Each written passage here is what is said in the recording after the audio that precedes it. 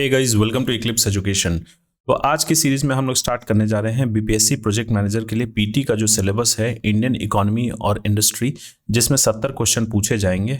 उसके टॉपिक्स हम लोग स्टार्ट करने वाले हैं। तो जैसा कि आपने इसका पीटी का सिलेबस देख लिया होगा किस तरीके से उसको विस्तृत रूप से दिया गया है, और मैंने भी अपने चैनल के माध्यम से आप लोगों को बहुत अच्छे तरीके से समझाया है कि पीटी में इंडियन इकोनॉमी और इंडस्ट्री से किस किस टॉपिक से क्वेश्चन रहेंगे। तो आज हम लोग स्टार्ट करने जा रहे हैं उसका पहला टॉपिक इंट्रोडक्शन टू इकोनॉमिक्स, जिसमें हम लोग देखेंगे GDP, GNP, potential GDP, per capita income और परचेजिंग पावर पैरिटी। तो इसमें बहुत सारे ऐसे कंसेप्ट हैं जो बेसिक इन नेचर हैं। वह कंसेप्ट क्लियर करने के लिए आप लोग हमारे चैनल पे इकोनॉमिक्स का एक सीरीज स्टार्ट हो रखा है, उसको आप लोग फॉलो कर सकते हैं। उसमें जाके आप लोग नेशनल इनकम एक वीडियो है, एक्चुअली उसका 2 वीडियो है, तो आप लोग जाके बारी बारी से उसको देख सकते हैं। उसमें बहुत ही बेसिक तरीके से मैंने समझाया। यहाँ पे जो सिलेबस दिया गया है उसके अकॉर्डिंग मैं यहाँ आप लोगों को पढ़ाने वाला हूँ। तो चलिए लेक्चर को स्टार्ट करते हैं। मेरा नाम है अभिषेक, इक्लिप्स एजुकेशन में आपका स्वागत है। तो सबसे पहले हम लोग देखते हैं जीडीपी, यानी इसका फुल फॉर्म होता है ग्रॉस डोमेस्टिक प्रोडक्ट। हिंदी में इसे हम लोग बोलते हैं सकल घरेलू उत्पाद। तो देखिए, जीडीपी का सबसे पहले हम लोग डेफिनेशन देख लेते हैं, उसके बाद इसके जो बाकी कंसेप्ट्स हैं उसको हम लोग समझेंगे। जीडीपी का बेसिकली मतलब क्या होता है? ग्रॉस डोमेस्टिक प्रोडक्ट का मतलब ये होता है कि एक फाइनेंशियल ईयर में एक कंट्री के अंतर्गत, यानी डोमेस्टिक टेरिटरी के अंतर्गत, कितने total final goods and services, यहाँ पे ध्यान दीजिएगा वर्ड, यहाँ फाइनल गुड्स एंड सर्विसेज लिखा गया है कि एक साल के अंतर्गत कितना प्रोड्यूस किया गया है। एक साल यानी कि एक फाइनेंशियल ईयर के अंतर्गत एक देश के भीतर कितना final goods and services produce किया गया है। अब यहाँ ये चीज लिखा गया है कि एक देश के अंतर्गत, तो देश के अंतर्गत चाहे वह भारतीय करे या फिर कोई विदेशी कंपनी यहाँ पे वो प्रोडक्शन करे, वो सभी कुछ जीडीपी में काउंट होता है। जैसे यहाँ इस पॉइंट से हम लोग समझते हैं, whoever produces inside the country contributes to GDP। जो भी इसमें अपना योगदान दे रहे हैं, उत्पादन कर रहे हैं, वो सभी कुछ जीडीपी में काउंट होता है। अब यहाँ हम लोग देखते हैं कि जीडीपी में क्या काउंट होता है और क्या काउंट नहीं होता। सबसे पहले हम लोग देखते हैं क्या काउंट किया जाता है। तो जीडीपी में हमेशा फाइनल गुड्स एंड सर्विसेज को काउंट किया जाता है, यानी अंतिम वस्तुएं और सेवाएं। इसका भी अलग अलग डेफिनेशन है। जैसे सपोज करिए कि दूध आप खरीद रहे हैं, तो उसके यूज पे डिपेंड करता है कि वह फाइनल गुड्स है या फिर इंटरमीडिएट गुड्स है। अगर हम लोग, यानी कि कोई गृहस्थ अगर दूध खरीदते हैं तो वो उसको कंजम्पशन के लिए खरीद रहे हैं, तो वो दूध हमारे लिए फाइनल गुड्स हो गया। लेकिन वही दूध को अगर एक चाय वाला खरीद रहा है तो वो उनके लिए इंटरमीडिएट गुड हो गया, क्योंकि वो उपभोग करने के लिए नहीं खरीद रहा है, बल्कि उसको किसी और स्टेजेस में ट्रांसफॉर्म करके उसको बेचेगा, तो वो उसके लिए इंटरमीडिएट गुड्स हो गया। तो यहाँ हम लोग हमेशा फाइनल गुड्स एंड सर्विसेज को ही कंसीडर करते हैं। इंटरमीडिएट गुड्स को करेंगे तब तो पता चलेगा कि फिर फाइनल गुड्स में उसका दोबारा हमें एडिशन करना पड़ेगा, काउंट करना पड़ेगा।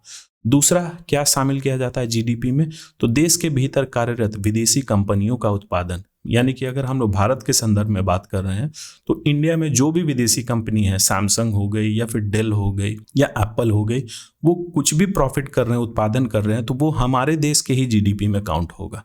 तीसरा, गवर्नमेंट सर्विसेज। अब भारतीय सरकार है तो वही सब तो ये खर्च करेगी, वो खर्च कर रही है, उत्पादन कर रही है। जैसे डिफेंस प्रोडक्ट, उस पर एक्सपेंडिचर कर रही है, पुलिस हो गया, एजुकेशन हो गया, उस पर सरकार खर्च कर रही है, तो वो भी हमारे जीडीपी में ही काउंट होता है। और सबसे लास्ट में स्वयं के मकान का अनुमानित किराया। तो हम लोग अगर मकान को या जमीन को अगर किराया पे लगाते हैं तो वो भी जीडीपी में ही काउंट होता है। अब चलिए क्या क्या काउंट नहीं होता है वो हम लोग यहाँ देखते हैं। जैसे यहाँ लिखा गया है what is excluded from GDP, तो इंटरमीडिएट गुड्स, यानी कि इंटरमीडिएट गुड्स को हम लोग बोल सकते हैं ये इनपुट हो गया या रॉ मटेरियल हो गया, तो उसको कभी भी नहीं काउंट किया जाता, क्योंकि हम लोग हमेशा फाइनल गुड्स को काउंट करते हैं। फिर दूसरा है ट्रांसफर पेमेंट, यानी कि हस्तांतरण भुगतान। देखिए ट्रांसफर पेमेंट क्या होता है? बेसिकली सबसे पहले हम लोग कारक आय को देखते हैं, यानी ट्रांसफर पेमेंट। तो जो फैक्टर्स ऑफ प्रोडक्शन है हमारा, जैसे किसी भी चीज को उत्पादन करने के लिए कौन कौन से कारक लगते हैं, तो लैंड, लेबर, कैपिटल और एंटरप्रेन्योरशिप। आप लोग किसी भी कोई भी प्रोडक्ट अगर आप किसी चीज को प्रोड्यूस कर रहे हैं तो सबसे पहले आप ये देखते हैं कि उसमें हमारा बेसिक कॉस्ट कितना जा रहा है, हम रेंट कितना पे कर रहे हैं, हम सैलरी कितना पे कर रहे हैं, और जो हमने लोन लिया है उस पर हम इंटरेस्ट कितना पे कर रहे हैं, और हम लोग अपना प्रॉफिट भी तो देखेंगे, क्योंकि हम लोग बिजनेसमैन हैं तो हम लोग अपना प्रॉफिट देखेंगे। वो सब होता है कारक आय। लेकिन ये ट्रांसफर पेमेंट क्या होता है? ट्रांसफर पेमेंट ये सरकार की तरफ से वन साइडेड पेमेंट होता है। सरकार सिर्फ इसलिए करती है, उसके बदले में उनको कुछ चाहिए नहीं, वो बस देश के पॉलिसी के अकॉर्डिंग वो पेमेंट करते हैं कि हाँ पेंशन उनको देना जरूरी है, वृद्धावस्था पेंशन, उसके बदले में उनको कोई प्रोडक्टिव सर्विस थोड़ी मिल रहा है, ये तो एक तरीके का अनुदान है। फिर स्कॉलरशिप हो गया, तो स्कॉलरशिप भी डिफरेंट डिफरेंट टाइप का होता है, वो क्या है, एक तरीके का अनुदान है, उसके बदले में उनको कोई प्रोडक्टिव सर्विसेज नहीं मिल रहा। फिर क्या नहीं काउंट किया जाता, तो सेकेंड हैंड गुड्स के जो पुराने सामान की खरीद बिक्री होती है उसका काउंट नहीं किया जाता। और सबसे लास्ट में है इलीगल और अनरिपोर्टेड एक्टिविटीज। तो जैसे गैम्बलिंग हो गया, सट्टेबाजी, जुआ, ये सब क्या है, इसमें भी लोग पैसा कमा रहे हैं, लेकिन वो जीडीपी में कभी भी काउंट नहीं किया जाता क्योंकि ये इलीगल और अनरिपोर्टेड एक्टिविटीज है। अब आइए हम लोग देखते हैं जीडीपी को मापने का तरीका, क्योंकि जीडीपी हमें हमेशा नंबर्स में दिखता है, वो एक्चुअली मॉनेटरी वैल्यू ही होता है, तो इसलिए हमें नंबर में दिखता है, चाहे रुपीस में दिखे या डॉलर में दिखे। तो वो हम लोग क्या करते हैं, हम लोग कंपेयर करते हैं दूसरे देश से कि उस देश की इकोनॉमी इतनी स्ट्रांग है, उसका इतना जीडीपी है, डबल डिजिट में है और हमारा सिंगल डिजिट में है, तो हम लोग कंपैरिजन करते हैं। तो वो डिजिट, वो वैल्यू का जो कैलकुलेशन होता है वो करती कौन है और किस किस तरीके से की जाती है। तो बेसिकली जीडीपी को 3 तरीके से नापा जाता है, उसको 3 तरीके से मापा जाता है। सबसे पहला है आपका वैल्यू एडेड, जिसको हम लोग बोलते हैं मूल्यवर्धन विधि। दूसरा है इनकम मेथड यानी आय विधि, और तीसरा एक्सपेंडिचर मेथड यानी कि व्यय विधि।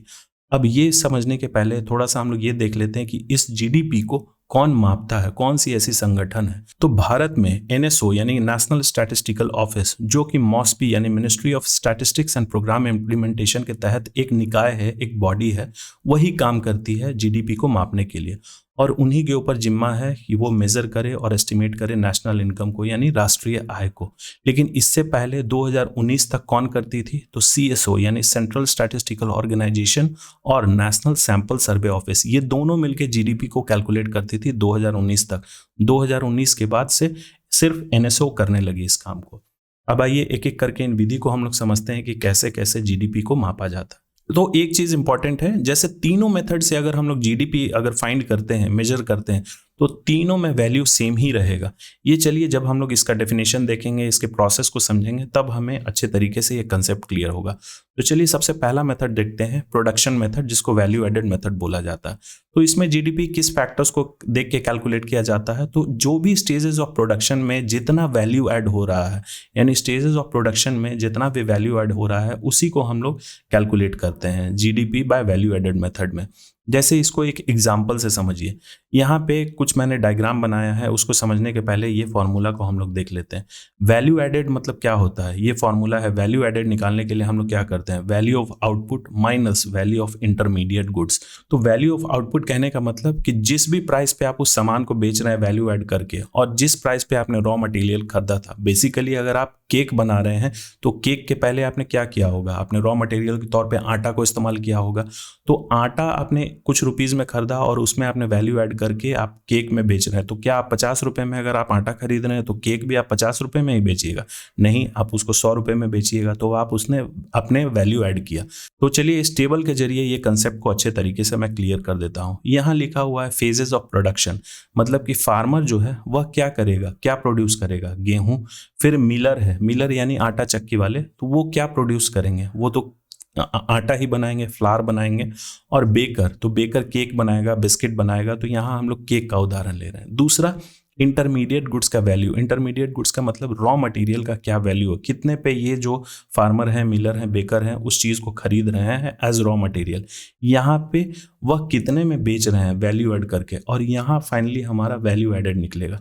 चलिए एक एक करके इसको समझते हैं। सबसे पहले फार्मर है, वह क्या उगाएगा, गेहूं।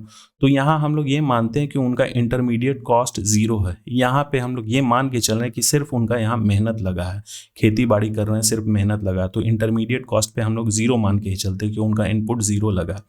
अब वह गेहूं को 50 रुपए में बेच रहे हैं, 50 रुपए किलो के हिसाब से।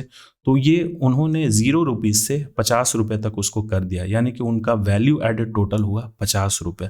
अब ये 50 रुपए में वो बेचेंगे किसको, मिलर को, आटा चक्की वाले को। तो आटा चक्की वाले 50 रुपए किलो के हिसाब से गेहूं खरीद रहा है। अब उसको वो पीस के आटा बनाए, मैदा बनाए, तो वो 50 रुपए में थोड़ी बेचेंगे, उसमें उन्होंने वैल्यू ऐड किया, अब उसको 70 रुपए में बेच रहे हैं। तो टोटल वैल्यू ऐड कितना वो कर रहे हैं, 50 रुपए में खरीद के 70 रुपए में वो बेच रहे हैं, यानी कि 20 रुपए का उन्होंने वैल्यू ऐड किया। अब इसमें वो प्रॉफिट नहीं जोड़ रहे हैं। प्रॉफिट कब होता है, जब 50 रुपए में वो गेहूं खरीद के 70 रुपए में गेहूं को ही बेचते हैं। लेकिन वो गेहूं को थोड़ी बेच रहे हैं, उन्होंने तो कुछ उसमें वैल्यू ऐड किया है, उसको उन्होंने आटा में तब्दील किया है। अब इस आटा को कौन खरीदेगा, बेकर, क्योंकि उनको केक बनाना है, तो केक जो बेकर है वो थोड़ी गेहूं खरीदेंगे, वो तो आटा खरीदेंगे। तो वो 70 रुपए में खरीद रहे हैं इस मिलर से, 70 रुपए में वो खरीद के उसको प्रोसेस करके वह केक बना रहे हैं और केक को बेच रहे हैं 100 रुपए में। तो उन्होंने 70 रुपए में खरीदा आटा और केक को वो बेच रहे हैं 100 रुपए में, तो उन्होंने वैल्यू ऐड कितना किया, 30 रुपए का। तो यहाँ हम लोग डायरेक्ट वैल्यू एडेड को ऐड कर देते हैं कि टोटल उनके द्वारा वैल्यू ऐड कितना किया गया, तो 100 रुपये। अब यहाँ से भी हम लोग निकाल सकते हैं इस फॉर्मूला को, अगर देखें इंटरमीडिएट गुड्स का वैल्यू अगर इसको हम लोग जोड़ें तो ये होता है हमारा 120, और अगर आउटपुट वैल्यू को टोटल जोड़े तो ये होता है 220। अब 220 में से 120 को हम लोग माइनस करेंगे तो वैल्यू एडेड आ जाएगा, यही फॉर्मूला है वैल्यू ऑफ आउटपुट। तो टोटल आउटपुट हमारा हो रहा है 220 और वैल्यू ऑफ इंटरमीडिएट गुड, तो टोटल हमारा इंटरमीडिएट गुड्स का वैल्यू हो रहा है 120 रुपये। अगर उसको हम डिडक्ट करते हैं तब भी हमारा वैल्यू एडेड आ जाएगा, यहाँ से भी और यहाँ पे भी। मैंने एक अलग से टेबल बना के, यानी अलग से एक कॉलम बना के उसको मैंने यहाँ लिख दिया ताकि आपको अच्छे से एक कंसेप्ट क्लियर हो। तो आइए दूसरा मेथड देखते हैं हम लोग जीडीपी कैलकुलेट करने का, इनकम मेथड। इस मेथड में क्या किया जाता है, under this method national income is calculated by adding all the factors income. Factors income, जो भी इनकम हो रहा है फैक्टर्स ऑफ प्रोडक्शन को, जो जैसे लैंड, लेबर, कैपिटल और एंटरप्रेन्योर था, उनको जो इनकम हो रहा है बस हम लोग उसी को ऐड करते हैं। जैसे लैंड, अगर आप जमीन कहीं किराया पे दे रहे हैं तो उसके बदले में आपको क्या मिलेगा, किराया मिलेगा, रेंट मिलेगा। आप किसी जगह जाके काम कर रहे हैं, आप मैन पावर वहां दे रहे हैं, तो आपको उसके बदले में क्या मिलेगा, वेजेस मिलेगा या सैलरी मिलेगा। अगर आपने किसी को पैसे दिए हैं उधार पे या इंटरेस्ट पे दिया तो उसके बदले में आपको क्या मिलेगा, ब्याज मिलेगा। और कोई बिजनेसमैन है, उनको क्या मिलता है, रिस्क। वो रिस्क टेकिंग के लिए उनको प्रॉफिट मिलता है, क्योंकि प्रॉफिट आपको थोड़ी मिलेगा। आप अगर शेयर मार्केट में इन्वेस्ट करते हैं, स्टॉक में इन्वेस्ट करते हैं, तो वो आप रिस्क ले रहे हैं कि 10 रुपये के हिसाब से मैं उस कंपनी में इन्वेस्ट कर रहा हूँ, इस उम्मीद से कि अगर उस कंपनी में प्रॉफिट हुई तो 10 के बदले वो मुझे 15 रुपये देंगे। लेकिन अगर उनकी प्रॉफिट नहीं हुई और वो कंपनी घाटा में गई, तब वो घाटा आपका भी होता है। वही बिजनेसमैन के साथ है कि वो रिस्क लेते हैं तभी जाके उनको प्रॉफिट मिलता है। तो ये सब फैक्टर्स ऑफ प्रोडक्शन के द्वारा इनकम जनरेट किया जाता है, उनको ये इनकम मिलता है। जैसे एग्जाम्पल के तौर पे हम लोग समझते हैं, वेजेस हमने कितना सैलरी दिया, 40 करोड़। रेंट हमने कितना पे किया, 20 करोड़। इंटरेस्ट यानी ब्याज हम लोग कितना दे रहे हैं, तो 10 करोड़। और प्रॉफिट कितना हो रहा है, तो 30 करोड़। इन सभी को अगर हम लोग जोड़ेंगे तो नेशनल इनकम हमारा आएगा 100 करोड़। देखिए ऊपर में भी आया था 100 का ही फिगर, वहां मैंने करोड़ नहीं लिखा था, लेकिन यहाँ पे करोड़ वो मेंशन्ड है। अब आइए तीसरा मेथड हम लोग देखते हैं, एक्सपेंडिचर मेथड, कि खर्च कितना किया जा रहा है, लोग कितना खर्च कर रहे हैं फाइनल गुड्स एंड सर्विसेज पे। तो उसी मेथड से हम लोग निकालते हैं जीडीपी। इस विधि में अंतिम वस्तुओं पर किए गए कुल व्यय को जोड़ा जाता है, जिसका फॉर्मूला है, यूजुअली आप लोग जीडीपी यही पढ़ते आए होंगे, जीडीपी बराबर C + I + G + X - M। बहुत होगा तो ये इसका फुल फॉर्म आप लोग याद कर लेते होंगे कि C मतलब कंजम्पशन, I मतलब इन्वेस्टमेंट, G मतलब गवर्नमेंट एक्सपेंडिचर और X - M यानी नेट एक्सपोर्ट। देखिए ये प्रोजेक्ट मैनेजर, जिसमें 70 क्वेश्चन आपके इकोनॉमिक्स से पूछे जाएंगे, तो सिर्फ ये इतना ही नहीं पूछेगा बल्कि इससे बहुत ज़्यादा जाके डेप्थ में पूछेगा। तो आपको इसका बेसिक कंसेप्ट पूरा पता होना चाहिए। तो देखिए यहाँ कंजम्पशन मतलब क्या होता है, हम लोग यहाँ पे पैसा कमा रहे हैं, हम लोग कहीं जाके काम कर रहे हैं या फिर हमने अपना बिल्डिंग किराया पे लगाया, तो हमें वो पैसा मिल रहा है, इनकम मिल रहा है, फैक्टर इनकम मिल रहा है। अब उसको हम लोग अपने उपभोग पे खर्च करेंगे, फाइनल गुड्स एंड सर्विसेज पे, तो वो कंजम्पशन में हो गया कि लोग कितना खर्च कर रहे हैं। दूसरा है इन्वेस्टमेंट, तो क्या आप पैसा जो कमाते हैं सिर्फ आप अपने उपभोग के पे ही खर्च करते हैं, क्या आप किसी जगह इन्वेस्ट नहीं करते हैं कि वो आपका फ्यूचर सिक्योर हो, आपके लिए एसेट बने। इन्वेस्टमेंट कहने का मतलब होता है निवेश। तो निवेश हमेशा उस जगह किया जाता है जहां से आपको रिटर्न आने की संभावना है। तो आप अपने फैमिली पे आप खर्च करते हैं, निवेश नहीं करते। आप निवेश कहाँ करते हैं, बिल्डिंग खरीदने में, जमीन खरीदने में, कि वो हमें फ्यूचर में कुछ ना कुछ देगा, उसके बदले में हमारा संपत्ति का निर्माण हो रहा है, तो आप लोग इन्वेस्ट भी करते हैं। अब तीसरा है जी, यानी कि गवर्नमेंट एक्सपेंडिचर। तो गवर्नमेंट हमेशा व्यय करती है, वो निवेश नहीं करती, वो खर्च करती है। क्योंकि जैसा कि मैंने बताया, निवेश का मतलब होता है कि उसके बदले में आपको कुछ मिले, लेकिन सरकार आपसे कुछ उम्मीद नहीं कर रही है, वो आपसे आपके ऊपर सिर्फ वो खर्च करेगी, क्योंकि अगर आप नहीं कर पा रहे हैं तो सरकार उस चीज़ को सपोर्ट करेगी। जैसे वो इंफ्रास्ट्रक्चर बना के देगी, रोड हो गया, फिर आपका ब्रिज हो गया, रेलवे हो गई, ये सब चीज़ क्या है, वो भी जीडीपी में ही काउंट होता है। डिफेंस सर्विसेज हो गया, एजुकेशन पे वो खर्च कर रही है, वो गवर्नमेंट एक्सपेंडिचर है। और सबसे लास्ट में है एक्स माइनस एम, यानी कि एक्सपोर्ट माइनस इंपोर्ट, जिसको हम लोग बोलते हैं नेट एक्सपोर्ट। ये कहने का मतलब कि आप अगर बाहर सामान भेज रहे हैं, दूसरे देश में आप एक्सपोर्ट कर रहे हैं, तो आप इंपोर्ट भी तो करा रहे हैं, बाहर से आप सामान मंगवा भी तो रहे हैं। तो हम लोग बेसिकली जीडीपी में बेसिकली क्या जोड़ेंगे, जो हम लोग बाहर भेज रहे हैं, तो बाहर अगर हम सामान भेज रहे हैं तो उसके बदले में हमें पैसा ही ना प्राप्त हो रहा है, लेकिन दूसरी तरफ जहाँ से हम सामान मंगवा रहे हैं तो हम लोग, हमारे देश से तो पैसा बाहर जा रहा है। इसीलिए इसको हम लोग माइनस करते हैं, एक्सपोर्ट में से इंपोर्ट को माइनस करते हैं। जैसे एग्जाम्पल के तौर पे हम लोगों ने 20 करोड़ का सामान बाहर भेजा, या 20 रुपए का हमने सामान बाहर भेजा, लेकिन बाहर से हम लोग 10 रुपए का सामान मंगवा ले रहे हैं, तो नेट एक्सपोर्ट हमने कितना किया, शुद्ध निर्यात हमने कितना किया, 10 रुपए का ही ना। इसको एग्जाम्पल से समझिए। कंजम्पशन पे खर्च हो रहा है 60 करोड़, इन्वेस्टमेंट, आप इन्वेस्टमेंट के तौर पे कितना खर्च कर रहे हैं, तो 20 करोड़। एक अकेले व्यक्ति की नहीं बात हो रही है, बल्कि पूरे देश की बात हो रही है। गवर्नमेंट कितना खर्च कर रही है, तो 10 करोड़। और शुद्ध निर्यात हमारा कितना है, तो 10 करोड़, जिसमें से जैसे अभी मैंने एग्जाम्पल के तौर पे समझाया, इसको जब आप कैलकुलेट करिएगा, जोड़िएगा, तो टोटल हमारा जीडीपी आएगा 100 करोड़। अब तीनों मेथड से हमारा वो वैल्यू जो है सेम आया, तो ऐसा कभी नहीं हो सकता है कि इसमें ये हो सकता है कि फिगर जो है थोड़ा बहुत, कि लोग कंजम्पशन पे कम खर्च कर रहे हैं और इन्वेस्टमेंट पे कम खर्च कर रहे हैं, तो वहाँ गवर्नमेंट ज़्यादा खर्च करेगी। जब आप लोग से नहीं हो पा रहा है तो सरकार वहाँ पे खर्च करती है, और वो एक्सपोर्ट ज़्यादा करती है और इम्पोर्ट पे कम ये करती है, कि हम लोग ज़्यादा प्रोडक्शन करें तो ज़्यादा हमारा एक्सपोर्ट होगा। तो ये वैल्यू इन सब पैरामीटर्स में अलग हो सकते हैं, लेकिन फाइनल वैल्यू तीनों मेथड से सेम ही आएगा। अब आइए यहाँ देखते हैं टाइप्स ऑफ जीडीपी। जीडीपी के अलग अलग प्रकार होते हैं। अभी तक आपने पढ़ा होगा किसी जीडीपी का फॉर्मूला क्या होता है, लेकिन ये सब आपको बजट में देखने को मिलेगा, इकोनॉमिक सर्वे में। तो दो टाइप के जीडीपी होते हैं, एक नॉमिनल जीडीपी, दूसरा रियल जीडीपी। तो नॉमिनल जीडीपी कहने का मतलब ऐसे जीडीपी होते हैं जिसको करंट प्राइसेस पे जारी किया जाता है। करंट प्राइसेस कहने का मतलब जो उस फाइनेंशियल ईयर में उस गुड्स एंड सर्विसेज की प्राइसेस है, उस पे जारी किया जाता है। जैसे कि हमारे देश का जीडीपी जारी किया गया होगा, तो ये 2026-27 का थोड़ी बजट में थोड़ी जारी किया गया होगा, ये किया गया होगा हमारे इकोनॉमिक सर्वे में, क्योंकि इकोनॉमिक सर्वे पिछले फाइनेंशियल ईयर का होता है। तो उसमें हमारा कितना जीडीपी रहा, ये दोनों वैल्यू से दिखाया जाता है, नॉमिनल जीडीपी और रियल जीडीपी। करेंट प्राइसेस पे जो जीडीपी को जारी किया जाता है उसको हम लोग नॉमिनल जीडीपी बोलते हैं। ये इन्फ्लेशन से प्रभावित होता है। जैसे सपोज करिए कि उसके पिछले फाइनेंशियल ईयर में कोई बिस्किट का पैकेट का कीमत 10 रुपये होगा, लेकिन इस फाइनेंशियल ईयर में जिसका डेटा जारी किया जा रहा है, वह बिस्किट का पैकेट 15 रुपये का हो गया। कितना यूनिट प्रोड्यूस हुआ वो मतलब नहीं है, बल्कि ये जो प्राइस बढ़ा वो इन्फ्लेशन के कारण, महंगाई के कारण बढ़ा, प्रोडक्शन हमारा नहीं बढ़ा। लेकिन रियल जीडीपी जो है ये हमेशा जारी किया जाता है बेस ईयर के प्राइसेस पे। तो बेस ईयर यानी आधार वर्ष एक ऐसा वर्ष होता है जो माना जाता है इकोनॉमी में कि उस वर्ष कोई प्राइसेस पे किसी तरीके का उतार चढ़ाव नहीं रहा है, ना बहुत ज़्यादा महंगाई रही है, ना चीज़ों की जो गुड्स एंड सर्विसेज की प्राइसेस बहुत ज़्यादा बढ़ी है, ना ही घटी है। स्थिर माना जाता है, इसीलिए उसको बेस ईयर के रूप में हम लोग मानते हैं, बल्कि ये ऑर्गेनाइजेशन उसको डिक्लेयर करती है। अभी तक 2011-12 हमारा बेस ईयर था, लेकिन 2026-27 से बेस ईयर चेंज कर दिया गया है, 2022-23 कर दिया गया है। अब से अगले साल से जो डेटा पब्लिश होगा वह बेस ईयर इसको माना जाएगा, 2022-23 को। तो ये रियल जीडीपी हमेशा बेस ईयर के प्राइसेस पे जारी किया जाता है। ये इकोनॉमी का एक्चुअल ग्रोथ को दिखाता है। जो हमारा फिगर बढ़ा हुआ रहता है ना, वो ये दिखाता है कि महंगाई के कारण नहीं, बल्कि इकोनॉमी में इतना प्रोडक्शन बढ़ा है। तो ये इकोनॉमी की, अर्थव्यवस्था की वास्तविक वृद्धि को दर्शाती है, रियल जीडीपी। दोनों का डेटा जारी किया जाता है। अब जीडीपी का महत्व क्या है, तो हम लोग तो सिर्फ जीडीपी बस नापने के लिए कि वो देश ज़्यादा डेवलप्ड है क्योंकि उसका जीडीपी का फिगर ज़्यादा, लेकिन सिर्फ वही नहीं है, उसके अलावा भी है।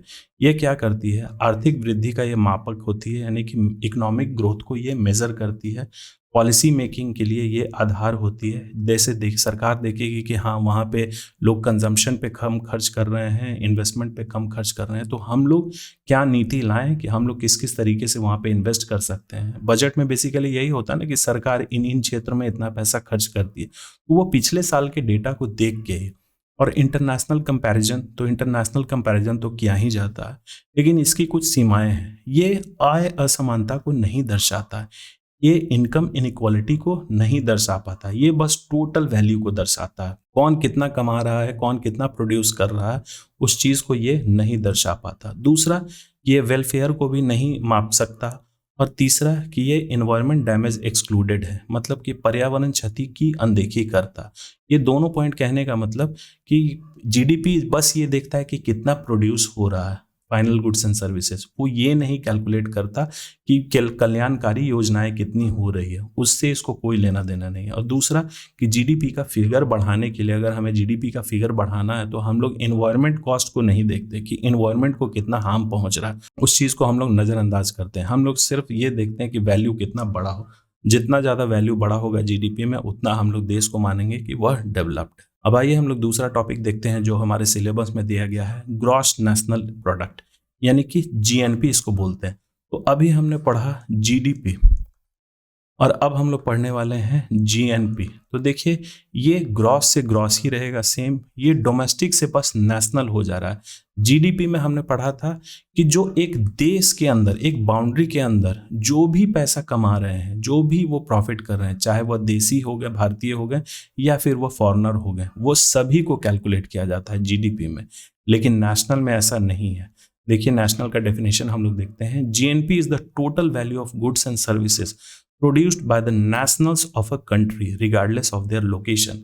मतलब ये देखता है कि आपके देश के अंतर्गत पैसा कौन कमा रहे हैं ये नहीं देखता, बल्कि ये देखता है कि आपके देश के निवासी भारतीय चाहे वो कहीं भी रह रहे हैं वो कितना पैसा कमा रहे हैं, वो हमारे जीएनपी में काउंट होता है। जैसे इसका फॉर्मूला है ग्रॉस नेशनल प्रोडक्ट का, जीडीपी में जब हम लोग net factor income from abroad को जोड़ते हैं तब जाके हमें जीएनपी यानी ग्रॉस नेशनल प्रोडक्ट प्राप्त होता है। अब अगर ये चीज़ आप लोग देखना चाहते हैं क्लियर अच्छे तरीके से, तो जैसा कि मैंने बताया इकोनॉमिक्स का लेक्चर हमारे चैनल के प्लेलिस्ट में है, वहाँ से आप लोग नेशनल इनकम का लेक्चर 1 जाके देख लीजिएगा। नेशनल इनकम वो लिखा होगा थंबनेल पे, वो जाके आप लोग देख लीजिएगा। उसमें मैंने बहुत अच्छे तरीके से मैंने बताया है कि ग्रॉस से हम लोग नेशनल पे कैसे आ सकते हैं, डोमेस्टिक से हम लोग नेशनल पे कैसे आ सकते हैं, फैक्टर कॉस्ट से हम लोग मार्केट प्राइस पे कैसे आ सकते हैं, एनएफआईए क्या होता है उसको मैंने बहुत अच्छे तरीके से एग्जाम्पल से समझाया है, और इस पे बेस्ड मैंने एमसीक्यू भी कंडक्ट करवाया है न्यूमेरिकल के साथ। तो आपका कंसेप्ट वहाँ बहुत अच्छे तरीके से क्लियर हो जाएगा। तो देखिए जीएनपी हमें कब प्राप्त होता है, जीडीपी में जब हम लोग net factor income from abroad को जोड़ते हैं। अब ये net factor income from abroad क्या होता है, तो देखिए उसके बारे में यहाँ डेफिनेशन मैंने लिखा है।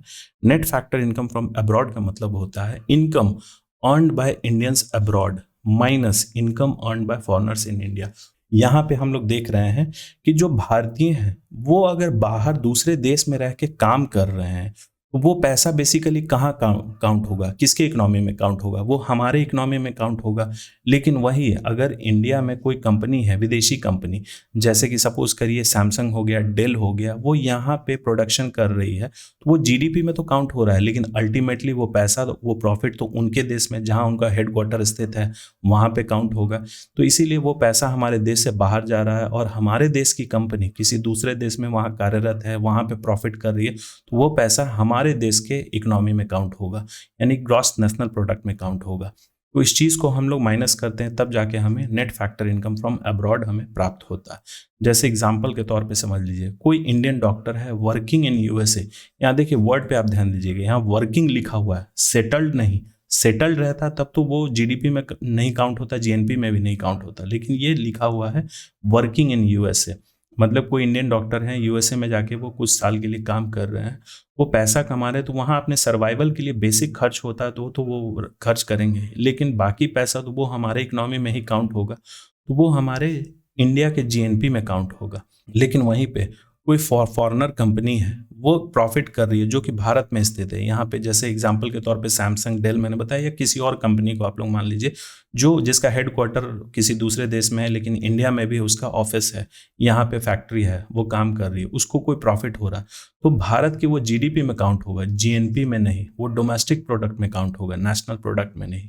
अब जीएनपी का क्या महत्व है, जैसे जीडीपी का हमने महत्व देखा था, तो जीएनपी का, तो ये राष्ट्रीय आय को मापती है, ये उसका संकेत के रूप में प्रेजेंट होती है और ये दिखाती है कि ये ग्लोबल इकोनॉमिक इंगेजमेंट यानी कि वैश्विक आर्थिक भागीदारी का यह मापक है। एक्चुअली में ये दिखाता है कि कोई भी देश कितने सारे देशों के साथ आर्थिक रूप से जुड़ा हुआ है, कि कितने भारतीय दूसरे देश में काम कर रहे हैं, कितने प्रॉफिट वहाँ कमा रही है भारतीय कंपनी, और भारत में भी कितने विदेशी कंपनी, किस किस देश के कंपनी और कितने विदेशी यहाँ पे काम कर रहे हैं। तो ये इकोनॉमिक इंगेजमेंट दिखाता है, ग्लोबल इकोनॉमिक इंगेजमेंट, जीएनपी। अब एक टॉपिक है ये, हालांकि हमारे सिलेबस में नहीं दिया गया है लेकिन आपको ये समझना जरूरी है, ये सिलेबस का ही पार्ट है। ये क्यों इंपॉर्टेंट है, अपने सिलेबस का ये पार्ट क्यों है, क्योंकि ये आप जब इसको पढ़िएगा तब आपको समझ में आएगा। नेट नेशनल प्रोडक्ट का मतलब होता है शुद्ध राष्ट्रीय उत्पाद। अब देखिए, अभी तक हम लोग राष्ट्रीय आय के बारे में पढ़ते हैं कि राष्ट्रीय आय क्या होता है। राष्ट्रीय आय जीडीपी नहीं होता, जीएनपी नहीं होता। राष्ट्रीय आय जब भी बोला जाता है तो एनएनपी एट फैक्टर कॉस्ट को बोला जाता है। अब एनएनपी हमें कैसे प्राप्त होगा, अभी हमने देखा जीएनपी, जीएनपी के बारे में सब कुछ देख लिए, लेकिन ये एनएनपी है, यानी कि नेशनल तो ये है, प्रोडक्ट तो है, लेकिन ये ग्रॉस से नेशनल पे कैसे आया। तो ग्रॉस से नेशनल पे आने के लिए हम लोग डेप्रिसिएशन को माइनस करते हैं। NNP is obtained after deducting depreciation from GNP. तो डेप्रिसिएशन क्या होता है, यूजुअली जो भी फाइनल गुड्स हो गए उसमें एक समय के बाद जो हम लोग उसको इस्तेमाल करते हैं तो उसमें कुछ मूल्य ह्रास होती है, कुछ वैल्यू उसमें कम होता है, क्योंकि उसको हम लोग इस्तेमाल कर रहे हैं, वियर एंड टियर हो रहा है, उसमें कुछ चीज़ों के रिप्लेसमेंट की जरूरत है। अब जैसे मोबाइल फ़ोन आप खरीद रहे हैं, शुरू में आपने 20,000 में खरीदा, 6 महीना बाद अगर आप उसको बेचने जाइएगा थोड़ी वो 20,000 में बिकेगा, उसका वैल्यू कम हो गया, उसमें डेप्रिसिएशन हो गया। उसी चीज़ को हम लोग यहाँ पे एडजस्ट करते हैं। तो एनएनपी हमें कब प्राप्त होता है, जीएनपी में से जब हम लोग डेप्रिसिएशन को एडजस्ट करते हैं, माइनस करते हैं, तब हमें नेट नेशनल प्रोडक्ट प्राप्त होता है। एग्जाम्पल के तौर पे यहाँ देख सकते हैं, जीएनपी अगर दिया गया है 100 करोड़ और डेप्रिसिएशन है 10 करोड़, तो एनएनपी हमारा क्या होगा, 90 crore. NNP eight factor cost is called national income. जैसे कि एक क्वेश्चन आ जाए एग्जाम में तो मोस्टली लोग इसको गलत ही कर पाएंगे, लेकिन ये कंसेप्ट समझने के बाद मुझे नहीं लगता कि आप लोग गलत कर पाइएगा। जैसे क्वेश्चन ये है कि राष्ट्रीय आय को क्या बोला जाता है, अगर ऑप्शन में दिया रहा जीडीपी, जीडीपी एट एफसी यानी फैक्टर कॉस्ट, फिर GDP at market price MP, फिर दिया रहा NDP at net domestic product at factor cost, और सबसे लास्ट में दिया रहा एनएनपी एट फैक्टर कॉस्ट। तो बहुत सारे लोग क्या करेंगे, सीधे जीडीपी को आंसर कर देंगे, लेकिन यहाँ जीडीपी एट एमपी भी आ गया, मार्केट प्राइस, तो इसमें लोग कंफ्यूज कर जाएंगे। लेकिन इसका ये कंसेप्ट पढ़ने के बाद, ये वीडियो देखने के बाद आप सीधे इसको टिक करिएगा कि net national product at factor cost. Factor cost मतलब ये हो गया कि जो फैक्टर्स ऑफ प्रोडक्शन है उनको कितना हम लोग पेमेंट कर रहे हैं, कितना हमारा कॉस्ट जा रहा है, उसी पे तो जीडीपी आएगा, हमारा ये नेट वैल्यू आएगा। तो इसीलिए एनएनपी एट फैक्टर कॉस्ट को ही बोला जाता है नेशनल इनकम।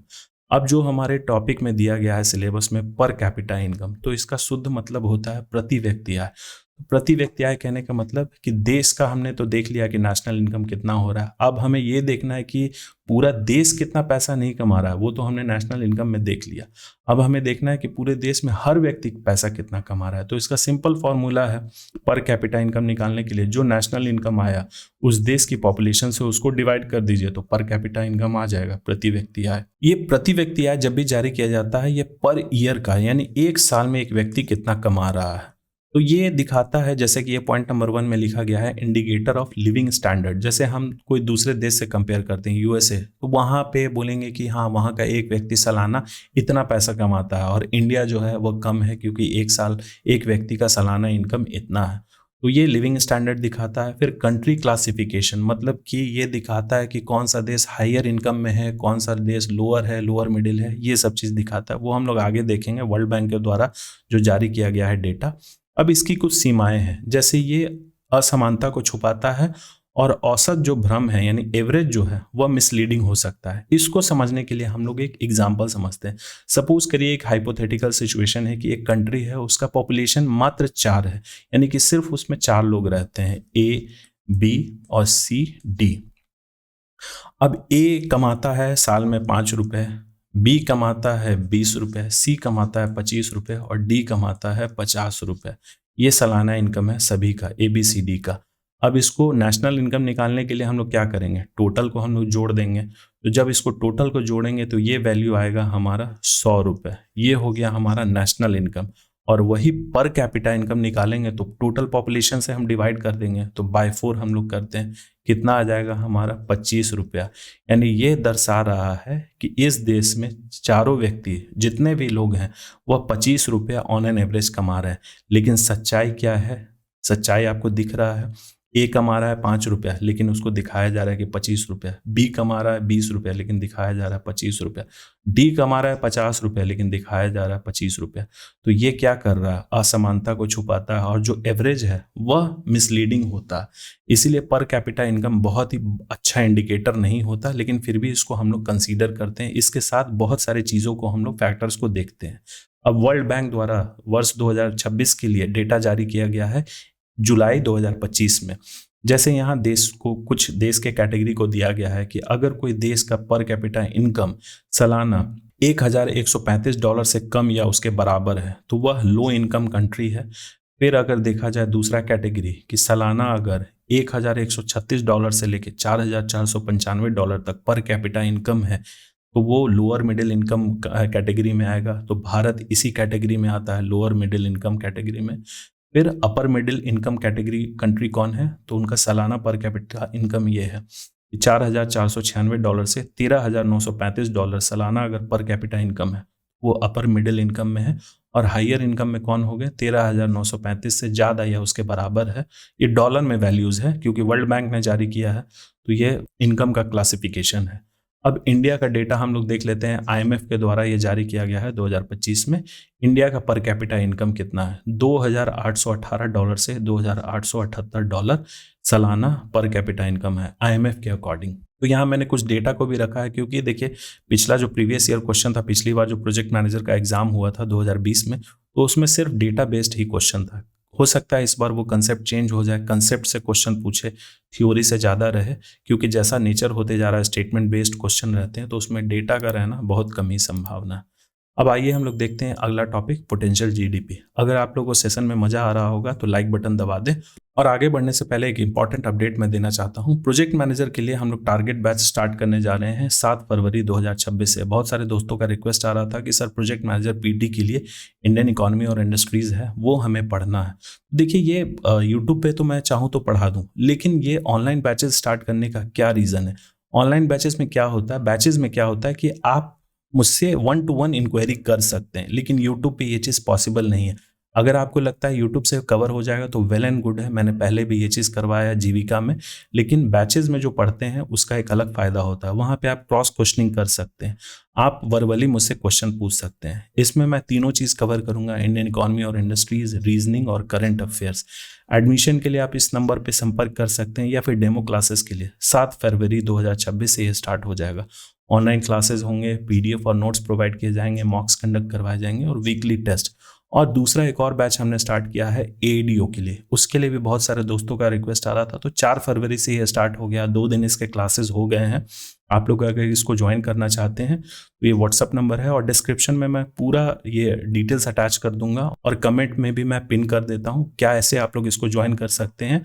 और कुछ नहीं समझ में आया तो इस नंबर पे आप हाई लिख के मैसेज करिएगा, आपको रिप्लाई मिल जाएगा इमीडिएटली। तो GK GS हम लोग theoretical plus MCQ statement based MCQ भी कंडक्ट करवा रहे हैं, NCERT बेस्ड मैथ्स और रीजनिंग करवाया जाएगा, करंट अफेयर्स हिंदी और इंग्लिश।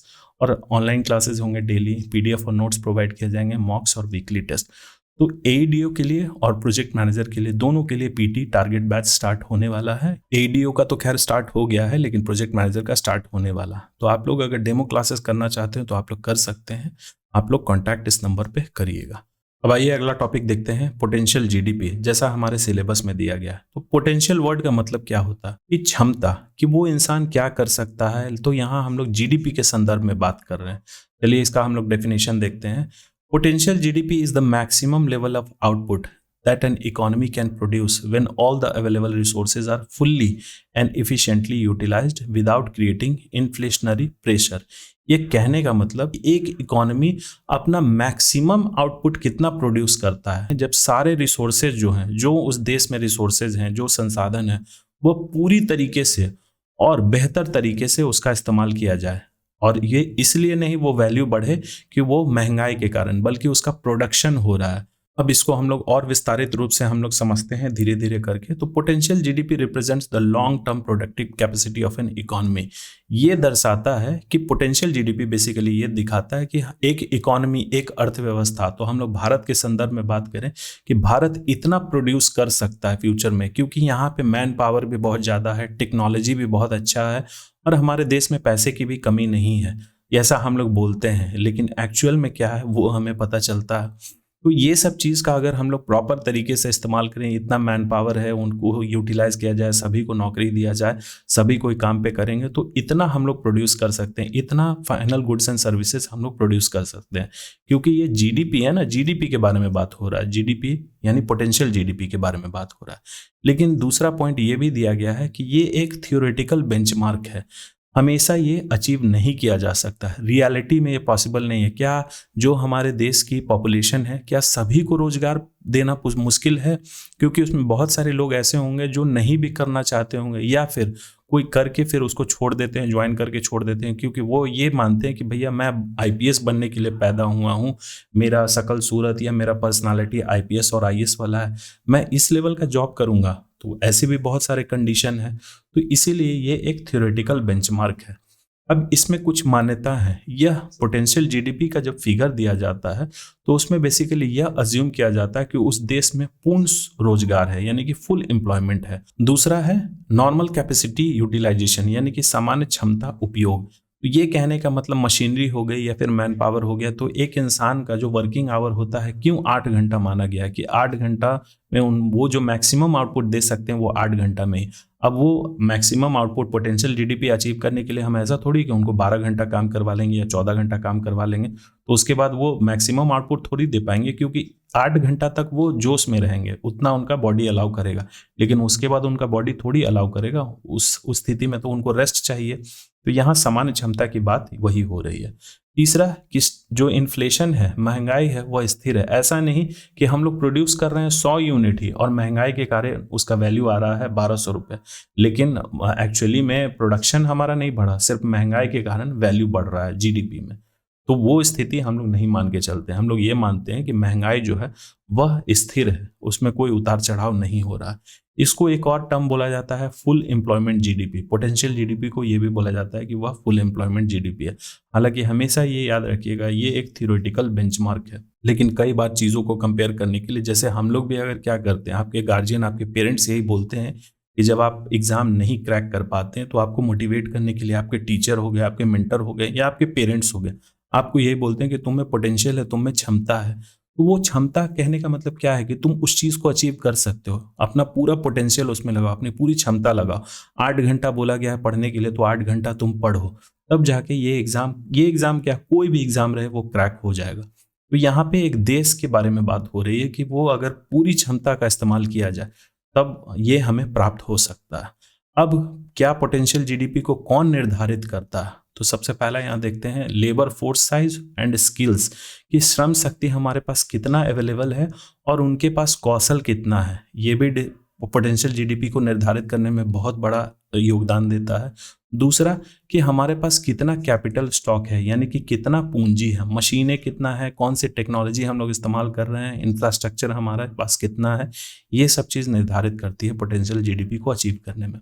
तीसरा कि हम लोग टेक्नोलॉजी और प्रोडक्टिविटी, कौन सी टेक्नोलॉजी का हम लोग इस्तेमाल कर रहे हैं, अभी सारा चीज़ डिजिटल हो गया है, क्या हम लोग मैनुअल चीज़ को ही इस्तेमाल कर रहे हैं, वो भी पोटेंशियल जीडीपी को निर्धारित करती है। तभी तो हम लोग ये बता सकते हैं। अब आप अभी के टाइम में सभी कोई ऑनलाइन क्लासेस कर रहे हैं, सभी कोई क्या कर रहे हैं, पीडीएफ और नोट्स बना रहे हैं, लेकिन अभी पुराना तरीका में वो थोड़ी है कि भैया ब्लैक बोर्ड पे पढ़ाया जा रहा है या वाइट बोर्ड पे पढ़ाया जा रहा है, क्योंकि उस पर जो चीज़ें हैं वो बताने में टाइम लगता है और टीचर को लिखने में भी टाइम लगता है, मटेरियल को जुगाड़ करने में। अभी आपके पास रेडीमेड प्रिंटेड मिल जाता है पीडीएफ, बस उसको प्रिंट कराइए। लेकिन वही चीज़ अगर आपको नोट्स बनाने के लिए हाथ से बोला जाता तब कितना टाइम लगता। तब तो उतना प्रोडक्टिविटी, जो काम आप 8 घंटा में कर सकते थे उसके लिए आपको 12 घंटा लगेगा। तो यहाँ वही चीज़ है कि टेक्नोलॉजी हमारे पास एकदम लेटेस्ट होना चाहिए और प्रोडक्टिविटी भी यानी उत्पादकता भी बहुत अच्छी होनी चाहिए। और सबसे लास्ट में है इंस्टीट्यूशन एंड पॉलिसीज़ यानी कि संस्थाएं और नीतियाँ। तो संस्थाएं भी सपोर्टिव होना चाहिए और नीतियाँ जो हैं वह फेवर में होना चाहिए कि हाँ, कुछ ऐसा नीति हम लोग ना अपनाएं जिसके कारण रुकावट हो।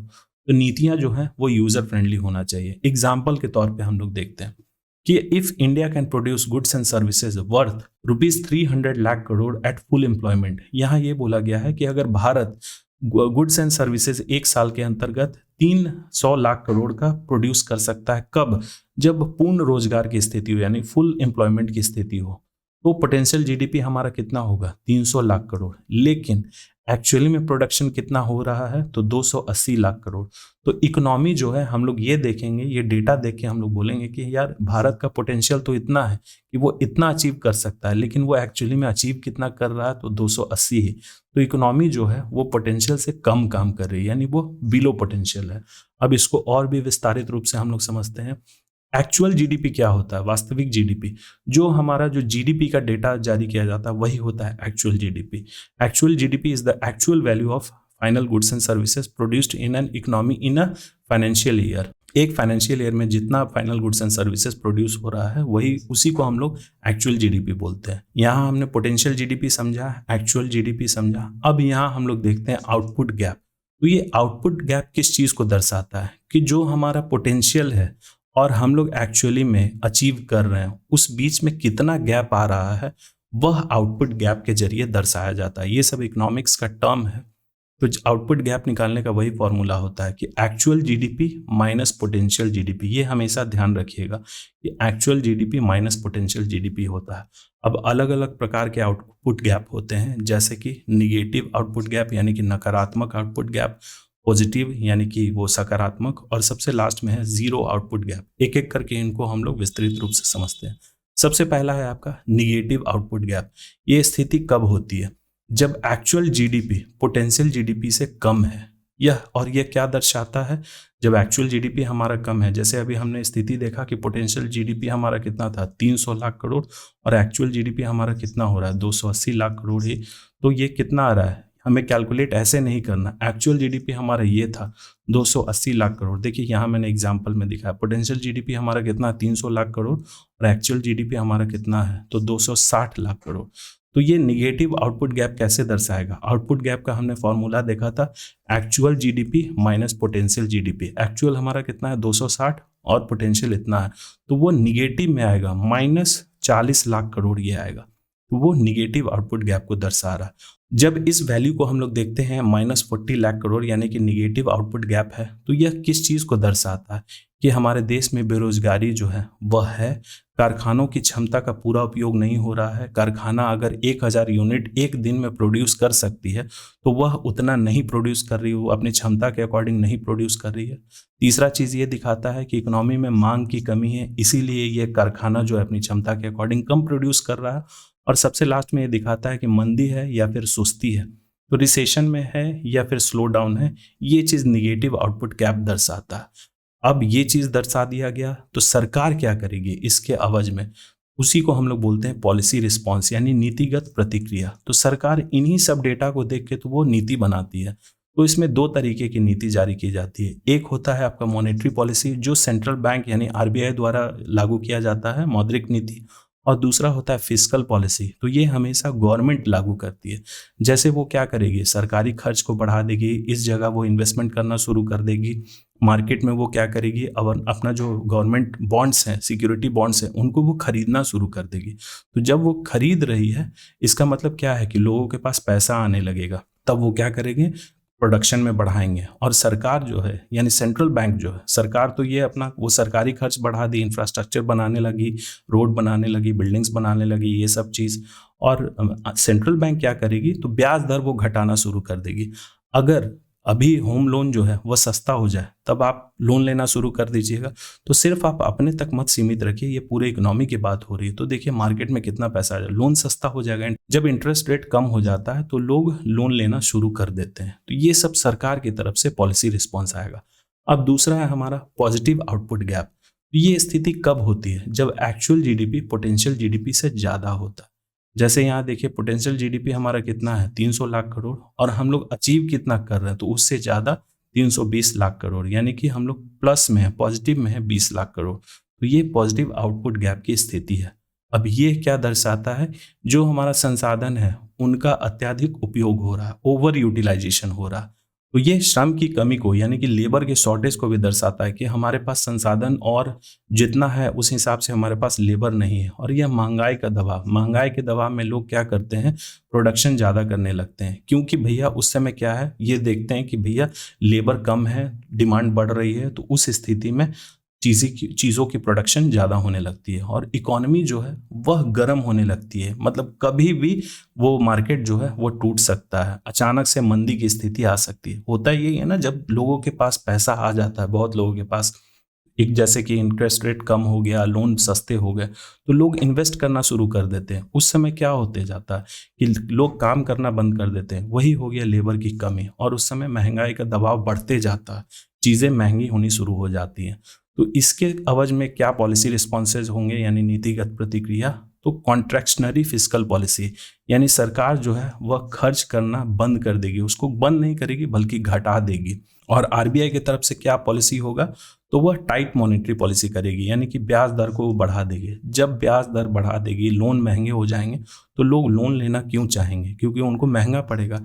इसीलिए ये सब जो पॉलिसी है, ये सब फिगर को देख के ही जारी किया जाता है। और सबसे लास्ट में है जीरो आउटपुट गैप। जब एक्चुअल जीडीपी और पोटेंशियल जीडीपी दोनों बराबर है, तो ये शायद ही होता है कि एक्चुअल पोटेंशियल जीडीपी के हिसाब से हमारा एक्चुअल जीडीपी है। तो ये क्या दर्शाता है कि हमारी इकोनॉमी में पूर्ण रोजगार है, यानी फुल एम्प्लॉयमेंट है, महंगाई है, स्थिर है, और इकोनॉमी है इक्विलिब्रियम में, यानी कि जितना डिमांड है उतना सप्लाई भी है। तो ऐसा शायद ही कभी होता है, ये उतार चढ़ाव हमेशा होते रहता है। अब यहाँ हम लोग देखते हैं कि पॉलिसी का क्या महत्व होता है पोटेंशियल जीडीपी पे। तो मॉनेटरी पॉलिसी जो आरबीआई द्वारा जारी किया जाता है वो क्या करती है, इस आउटपुट गैप को देखती है और ब्याज दर तय करती है। अगर वो निगेटिव है, तो निगेटिव कहने का मतलब जो हमारा पोटेंशियल है उससे कम हम लोग प्रोड्यूस कर रहे हैं, यानी इकोनॉमी में पैसे की कमी है, तो वो क्या करेंगे, इंटरेस्ट रेट को सस्ता कर देंगे। लोन सस्ता हो गया यानी कम कर देंगे इंटरेस्ट रेट को। और सरकार क्या करेगी, तो वो जब निगेटिव गैप है, यानी कि जब हमारा पोटेंशियल जीडीपी वो कम, पोटेंशियल जीडीपी ज़्यादा है और एक्चुअल जीडीपी हमारा कम है, तो वो क्या करेगी, उस समय सरकार खर्च बढ़ा देगी। और जब हमारा पॉजिटिव आउटपुट गैप है, यानी कि पोटेंशियल जीडीपी से ज़्यादा हम लोग अचीव कर रहे हैं, तो सरकार क्या करेगी, उस समय खर्च करना बंद कर देगी, कम कर देगी, क्योंकि वो फिर इन्फ्लेशन की तरफ वो तब्दील हो जाएगा, चीज़ें महंगी होनी शुरू हो जाएंगी। अब आइए सबसे लास्ट टॉपिक हम लोग देख लेते हैं। अगर सेशन में मजा आ रहा होगा तो लाइक बटन दबा दे। सबसे लास्ट टॉपिक है हमारा परचेजिंग पावर पैरिटी। तो ये भी जीडीपी का ही एक रूप है। जीडीपी बेसिकली हम लोग फैक्टर कॉस्ट और मार्केट प्राइस पे जारी करते हैं, लेकिन ये एक है आपका, जैसे नॉमिनल जीडीपी हो गया, रियल जीडीपी हो गया, ठीक उस तरीके से एक जीडीपी होता है परचेजिंग पावर पैरिटी के हिसाब से। ये बेसिकली क्या है उसको पहले हम लोग देख लेते हैं। तो परचेजिंग पावर पैरिटी एक मेथड है जो ये कंपेयर करता है कि रियल परचेजिंग पावर किसी देश की करेंसी का क्या है। कैसे वो कंपेयर करता है, तो कॉमन गुड्स के एक बास्केट को खरीदने पे दूसरे दूसरे देशों में, जैसे अगर हम लोग एग्जाम्पल पे लें, तो अगर एक बर्गर को हम लोग खरीद रहे हैं, एक बर्गर, सेम बर्गर को यूएसए में खरीद रहे हैं, तो यूएसए में खरीदने के लिए एक बर्गर को हम लोग कितना पे कर रहे हैं, $5। उसी बर्गर को खरीदने के लिए इंडिया में हम लोग कितना पे कर रहे हैं, इंडिया में खरीद रहे हैं तो हम लोग रुपीज़ में पे करेंगे, तो हम लोग $100 पे कर रहे हैं। अब दोनों में देखिए एक बर्गर को खरीदने में कितना डिफरेंस आ रहा है। अब इसको और विस्तारित रूप से हम लोग देखते हैं। पीपीपी यानी परचेजिंग पावर पैरिटी बेसिकली यह बताता है, यह पूछता है कि पैसा जो है एक्चुअली क्या खरीद सकता है। यहाँ पैसा लिखा हुआ है, रुपी नहीं। तो अगर यूएसए में कोई आदमी खरीद रहा है तो उसमें डॉलर को डिफाइन होगा, और इंडिया में अगर कोई खरीद रहा है तो रुपी का कंपैरिजन होगा। अब चलिए इस टॉपिक को हम लोग पढ़ते हैं, काफ़ी इंपॉर्टेंट टॉपिक है। Why market exchange rate is misleading, यानी कि बाजार विनिमय दर जो है वह भ्रामक क्यों है। तो ये मार्केट एक्सचेंज रेट कहने का मतलब कि जो हम लोग न्यूज़पेपर पढ़ते हैं, न्यूज़ में पढ़ते हैं कि डॉलर के प्राइसेस हर दिन अपडेट होते हैं, वही होता है एक्सचेंज रेट। कि एक करेंसी को, यानी कि इंडियन रुपीज़ के बदले हम लोग कितने डॉलर को खरीद सकते हैं। बेसिकली न्यूज़पेपर में यही दिया रहता है कि $1 की कीमत आज क्या है, हो सकता है आज 80 रुपये हो। 80 रुपये में हम लोग $1 खरीद पा रहे हैं। अब कल क्या है, यानी आने वाले कल में, कि उसी $1 को खरीदने के लिए हमें 90 रुपया पे करना पड़ रहा है, तो हमारा रुपया कमजोर पड़ रहा है। तो ये जो दर्शाता है कि ये $1 खरीदने में 90 रुपये हम लोग दे रहे हैं, इसी को हम लोग बोलते हैं एक्सचेंज रेट। तो अलग अलग करेंसी के लिए अलग अलग एक्सचेंज रेट होता है। तो ये मिसलीडिंग क्यों होता है? क्योंकि यह एक्चुअल चीज़ नहीं दर्शाता है। ये किस चीज़ को दर्शाता है? ये एक्सचेंज रेट किससे प्रभावित होता है? तो कैपिटल फ्लो यानी पूंजी प्रवाह से। हमारे देश में कितना पूंजी आ रहा है और कितना पूंजी बाहर जा रहा है, उसी से यह मार्केट रेट, एक्सचेंज रेट जो है प्रभावित होता है। जैसे कहने का मतलब कि कोई विदेशी या बहुत सारे फॉरेन इन्वेस्टर्स इंडिया में आएंगे तो वो डॉलर लेके आएंगे, क्योंकि इंडिया में अगर वो कोई चीज़ खरीद रहे हैं, सैलरी दे रहे हैं, रेंट पे कर रहे हैं, तो वो डॉलर में थोड़ी पे करेंगे, वो तो इंडियन रुपीज़ में। तो हमारे फॉरेन रिजर्व में, यानी फॉरेक्स जिसको बोलते हैं हम लोग, आरबीआई के पास, वो डॉलर लेके आएंगे। तो बहुत ज़्यादा फॉरेन इन्वेस्टमेंट बढ़ेगा तो हमारे देश में डॉलर की जो संख्या है वह बढ़ेगी। तो हमारा क्या होगा? इंडियन रुपीज़ स्ट्रांग होगा। जितना ज़्यादा डॉलर बढ़ते जाएगा, जितना ज़्यादा फॉरेन रिजर्व हमारे देश में बढ़ते जाएगा, उतना हमारा पैसा मजबूत होते जाएगा। लेकिन अगर दूसरा कंडीशन है कि फॉरेन इन्वेस्टमेंट कम हो रहा है और हम लोग बाहर इन्वेस्ट कर रहे हैं, बाहर से सामान हम लोग ज़्यादा मंगवा रहे हैं, किसी दूसरे देश से अगर हम लोग गुड्स या सर्विसेज मंगा रहे हैं, तो उसमें क्या होगा? हम लोग उनको इंडियन रुपीज़ में थोड़ी पे करेंगे, हम लोग उनको डॉलर में ही पे करेंगे। तो जो आरबीआई के पास फॉरेन रिजर्व है, डॉलर रिजर्व है, वो हमारे देश से कम होते जाएगा। तो उसमें क्या है, क्योंकि डॉलर की डिमांड बढ़ते जा रही है, तो उस समय हमारा जो इंडियन रुपीज़ है वह कमज़ोर पड़ते जाएगा। जैसे आज हो सकता है 70 रुपये हो, यानी फॉरेन इन्वेस्टमेंट बहुत ज़्यादा बढ़ रहा है, डॉलर हमारे देश में बहुत ज़्यादा आ रहा है, तो उसकी मांग कम हो रही है। लेकिन वही अगर हम लोग बाहर जा रहे हैं, बाहर से सामान मंगवा रहे हैं, तो डॉलर का डिमांड बढ़ते जा रहा है, तो क्या होगा? हमारा सरकार यही करेगी कि भैया उसको महंगा करो। तो हमें $1 खरीदने के लिए फिर हो सकता है 100 रुपये देना पड़े। तब आप दीजिएगा इतना पैसा? नहीं। फिर इन सब चीज़ों से एक्सचेंज रेट डिफर करता है। दूसरा, सट्टेबाजी से, बहुत सारे लोग सट्टेबाजी भी करते हैं डॉलर और डिफरेंट डिफरेंट करेंसीज पे, तो इन सब चीज़ से भी एक्सचेंज रेट अफेक्ट होता है।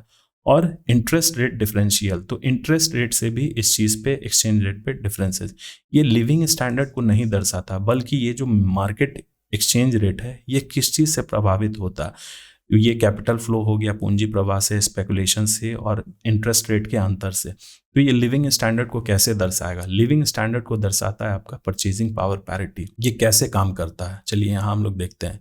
तो वस्तुओं की एक टोकरी चुनी जाती है, मतलब बास्केट ऑफ गुड्स को, जैसे कि एक बास्केट है, एग्जाम्पल के तौर पे उसमें सर्टन गुड्स हैं, कॉमन गुड्स की। यूएसए में भी आप वही बास्केट खरीद रहे हैं और इंडिया में भी वही बास्केट को खरीद रहे हैं। तो यूएसए में खरीदिएगा आपको डॉलर पे करना होगा, और अगर इंडिया में खरीद रहे हैं तो इंडियन रुपीज़ को। अब इस बास्केट को खरीदने के लिए जो कॉमन गुड्स का है उसको कितना पे कर रहे हैं अलग अलग देश की करेंसीज के हिसाब से, तो वही विभिन्न देशों में कीमतों की तुलना की जाती है। और इसमें क्या है, एक्सचेंज रेट को भी उसी हिसाब से एडजस्ट किया जाता है। एग्जाम्पल हम लोग देखते हैं तब ये कंसेप्ट अच्छे तरीके से समझ में आएगा।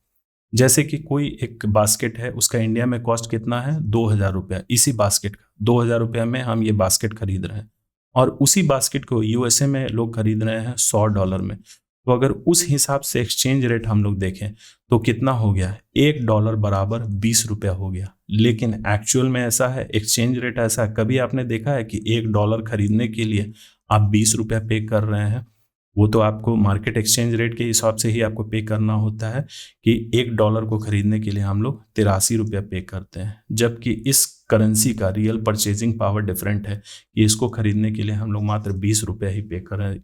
ये केस क्या दर्शाता है कि हमारा जो इंडियन रुपी है बहुत स्ट्रांग है। तो पीपीपी और इंडियाज ग्लोबल रैंकिंग, यानी कि अगर जीडीपी की बात की जाए पीपीपी पे या परचेजिंग पावर पैरिटी पे, तो इंडिया का रैंकिंग बहुत ऊपर है, हम लोग दूसरे या तीसरे स्थान पे आएंगे। लेकिन ऐसे अगर जीडीपी, अगर नॉमिनल जीडीपी देखा जाए तो उसमें हम लोग 5वें या 6ठे स्थान पे आते हैं। एग्जैक्ट रैंक मुझे नहीं याद, लेकिन अगर पीपीपी के हिसाब से देखा जाए, आप लोग इसको देखिएगा डेटा में, तो हम लोग दूसरे या तीसरे स्थान पे आते हैं। इंडिया बहुत ही ऊपर होता है GDP at purchasing power parity पे। ये इकोनॉमी को दिखाता है कि वो एक्चुअली में स्ट्रॉन्गर है। परचेजिंग पावर पैरिटी और नॉमिनल जीडीपी में क्या अंतर होता है, तो इसको कुछ आधार पे हम लोग देखेंगे, जैसे एक्सचेंज रेट पे, लिविंग स्टैंडर्ड पे और उसके इस्तेमाल पे। तो नॉमिनल जीडीपी का एक्सचेंज रेट किस चीज़ से निर्धारित होता है? मार्केट फोर्सेस पे, डिमांड और सप्लाई पे। और जीडीपी का कि उस कॉमन गुड्स को खरीदने में हम लोग कितना पे कर रहे थे, उस हिसाब से एडजस्ट किया जाता है। तो यहाँ पे हमारा मार्केट रेट पे क्या आ रहा था, मार्केट एक्सचेंज रेट पे हमारा क्या आ रहा था, डॉलर के प्राइसेस $1 को खरीदने में 83 रुपये आ रहा था, और यहाँ पे हमारा आ रहा था 20 रुपये ही $1 को खरीदने में।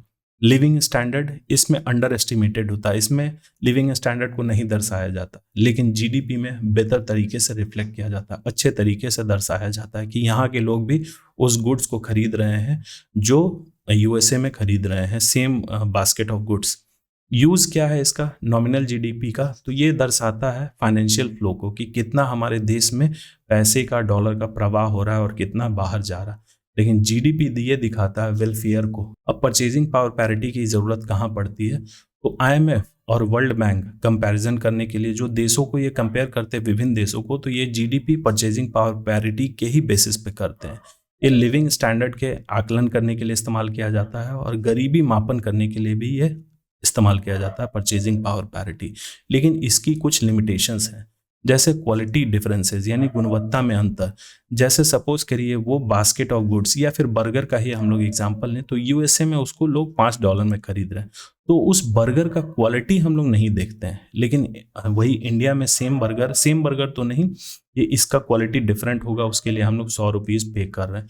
आप मैकडोनल्ड्स का बर्गर लीजिए, वो आपको ₹250 का आएगा, लेकिन इंडिया का आप नॉर्मल कोई ठेला से बर्गर आप लेते हैं तो वो आपको ₹30 में ही मिलेगा। तो ये थोड़ा सा डिफरेंट हो सकता है क्योंकि क्वालिटी डिफरेंसेस आ रहा है, डिफरेंट कंजम्पशन पैटर्न। ये परचेजिंग पावर पैरिटी का एक लिमिटेशन है कि भोग की आदतें अलग है। यूएसए में लोग कुछ और चीज़ कंज्यूम करते हैं, इंडिया में कुछ और चीज़ कंज्यूम करते हैं। हम लोग एक कॉमन गुड को लेते हैं, लेकिन ज़रूरी नहीं है कि सारे गुड्स वो कॉमन ही हो।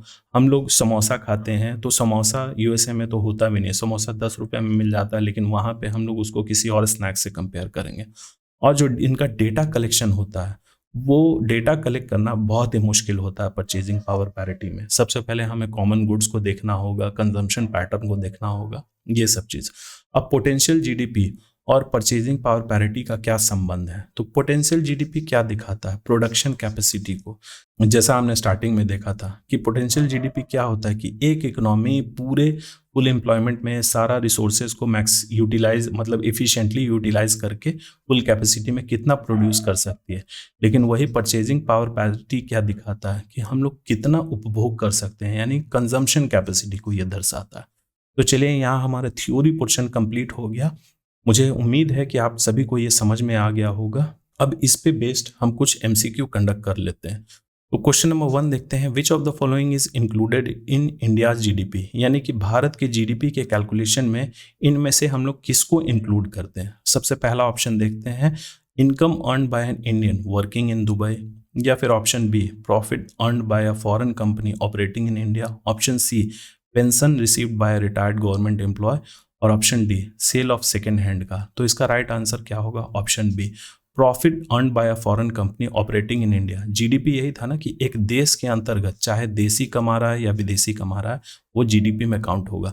लेकिन ऑप्शन ए क्यों नहीं होगा, क्योंकि अगर वो दुबई में रह के इंडियन काम कर रहा है तो वो हमारे डोमेस्टिक प्रोडक्ट में नहीं काउंट होगा, बल्कि नेशनल प्रोडक्ट में काउंट होगा। पेंशन ये सब ट्रांसफर पेमेंट है, ये कभी काउंट नहीं किया जाता। सेकेंड हैंड वस्तुओं का खरीद बिक्री कभी नहीं काउंट किया जाता इंडिया के जीडीपी में, इसीलिए ऑप्शन बी इसका राइट आंसर होगा। क्वेश्चन नंबर 2 क्या बोल रहा है, GDP differs from GNP mainly because of. तो जीडीपी और जीएनपी में क्या डिफरेंस होता है, तो हम लोग जैसे कि डोमेस्टिक से हम लोग नेशनल पे कैसे आते हैं, उसमें हम लोग डोमेस्टिक में net factor income from abroad को जोड़ते हैं, तब हमें नेशनल प्रोडक्ट हमें मिलता है। तो यही ऑप्शन सी इसका राइट आंसर होगा। अब अगला क्वेश्चन है, question number 3, which of the following best reflects the standard of living of people. निम्नलिखित में से कौन सा सबसे बेहतर तरीके से जीवन स्तर को दर्शाता है, GDP, GNP, per capita income, या फिर फिस्कल डेफिसिट। तो ऑप्शन सी इसका राइट आंसर होगा, पर कैपिटा इनकम। जैसा कि हमने देखा था कि वर्ल्ड बैंक कुछ डेटा जारी करती है अलग अलग कैटेगरीज के कंट्रीज के लिए, कि लो इनकम हो गया या फिर मिडिल इनकम, हाई इनकम हो गया, तो उसमें वो स्टैंडर्ड ऑफ लिविंग को ही दर्शाते हैं। अब अगला क्वेश्चन है, question number 4, which of the following is not included while calculating GDP. GDP जब हम लोग कैलकुलेट करते हैं तो निम्नलिखित में से कौन को इंक्लूड नहीं किया जाता। तो इसका राइट आंसर क्या होगा, option B, value of intermediate goods. हम लोग हमेशा फाइनल गुड्स एंड सर्विसेज के वैल्यू को ही ऐड करते हैं, इंटरमीडिएट गुड्स को जीडीपी के कैलकुलेशन में कभी नहीं कंसीडर किया जाता। अगला क्वेश्चन है question number 5, if actual GDP is lower than potential GDP. तो हम लोग यहाँ लिख सकते हैं एक्चुअल अगर कम है पोटेंशियल जीडीपी से तो यह क्या दर्शाता है, किस चीज को दर्शाता है? तो ये दर्शाता है रिसेशनरी गैप को, यानी कि मंदी की स्थिति के अंतर को यह दर्शाता है। अब चलिए अगला क्वेश्चन है question number 6, potential GDP refers to. Potential GDP का ये डिफरेंस पूछ रहा है, तो इसका राइट आंसर होगा option C, maximum sustainable output. Sustainable कहने का मतलब कि वो टिकाऊ हो रहा है, और मैक्सिमम भी है आउटपुट विदाउट इन्फ्लेशन, मतलब इन्फ्लेशन के बगैर। उसमें मुद्रास्फीति के अकॉर्डिंग वो डेटा हमें नहीं दिखता, बल्कि हमें एक्चुअली में उतना हम लोग प्रोड्यूस कर रहे हैं, उतना यूनिट, उतना हम लोग वैल्यू का प्रोड्यूस कर रहे हैं। क्योंकि जीडीपी है तो इसमें मॉनेटरी वैल्यू दिखाएगा, कितना नंबर ऑफ यूनिट प्रोड्यूस हो रहा है वो नहीं दिखाएगा, वो हमें दिखाएगा मॉनेटरी वैल्यू। वही चीज़ है कि उसमें इन्फ्लेशन बिना एडजस्ट किए हुए, मतलब इन्फ्लेशन को हम लोग नहीं कंसीडर करते, वही होता है पोटेंशियल जीडीपी। अगला क्वेश्चन है question number 7, purchasing power parity is mainly used to. तो अभी हमने इसको देखा था, हम लोग परचेजिंग पावर पैरिटी को क्यों इस्तेमाल करते हैं? तो इसका राइट आंसर होगा option C, compare real living standard across countries. ये देशों के वास्तविक जीवन स्तर की तुलना करने के लिए परचेजिंग पावर पैरिटी का ही इस्तेमाल किया जाता है। अगला क्वेश्चन है question number 8, which institution regularly uses GDP purchasing power parity for global comparison. तो निम्न में से कौन सा जीडीपी पीपीपी का उपयोग वैश्विक तुलना हेतु करता है? तो इसका राइट आंसर होगा ऑप्शन बी, आईएमएफ और वर्ल्ड बैंक। यही दोनों संस्था है जो देशों को कंपेयर करती है। पॉवर्टी लाइन भी वर्ल्ड बैंक ही डिसाइड करती है, जारी करती है। अगला क्वेश्चन है question number 9, which of the following increases GNP but not GDP of India. यानी कि ग्रॉस नेशनल प्रोडक्ट को ये इंक्रीज करेगी, जीडीपी को नहीं इंक्रीज करेगी। तो इसका राइट आंसर क्या होगा? Option B, salary of Indian working abroad. GNP में वही ना इंक्लूड किया जाता है कि कोई बाहर हमारे देश का जो रेसिडेंट है किसी दूसरे देश में वह काम कर रहा है। यहाँ वर्ड को ध्यान दीजिएगा, वर्किंग है, सेटल्ड नहीं है, वो वहाँ काम कर रहा है, तो वो पैसा हमारे देश में ही भेजेगा, तो हमारा नेशनल प्रोडक्ट यानी ग्रॉस नेशनल प्रोडक्ट में ही इंक्रीमेंट होगा, जीडीपी में नहीं होगा। और इस सीरीज का लास्ट क्वेश्चन हम लोग देखते हैं question number 10, which of the following is a limitation of per capita income. तो पर कैपिटा यानी पर प्रति व्यक्ति आय की कौन सी एक लिमिटेशन है, कौन सी एक सीमा है? तो ये क्या करती है? इनकम इनइक्वालिटी को ये नज़रअंदाज करती है। जैसा मैंने एग्जाम्पल से बताया था कि 4 लोग हैं ABCD, कोई 5,000 कमा रहा है, कोई 20,000, कोई 25,000, कोई 50,000। तो ये दिखाता है, जैसे हमने कैलकुलेट किया था 1 लाख रुपया हमारा आ रहा है नेशनल इनकम, उसको 4 लोगों से हमने डिवाइड किया था तो 25,000 सभी का दिखा रहा। लेकिन एक्चुअली में क्या रियलिटी वो है? रियलिटी तो कुछ और है, वो असमानता को नज़रअंदाज करता है। तो चलिए यहाँ कंप्लीट हो गया हमारा project manager, BPSC project manager का जो इंडियन इकोनॉमी और इंडस्ट्रीज का सिलेबस में पहला टॉपिक था इंट्रोडक्शन टू इकोनॉमिक्स, उसको मैंने कंप्लीट कर दिया। अब इसका अगला पार्ट होगा वो बहुत ही जल्दी मैं अपलोड करूंगा, और आप लोग हमारे ऑनलाइन बैचेस में जुड़ सकते हैं, वहाँ बेहतर तरीके से पढ़ाई होगी। अगर आप लोगों को कोई कन्फ्यूजन होगा तो आप लोग क्रॉस क्वेश्चनिंग कर सकते हैं। तो चलिए मिलते हैं अगले वीडियो में किसी नए टॉपिक के साथ। So thank you for watching, please subscribe, share और लाइक करना ना भूलें।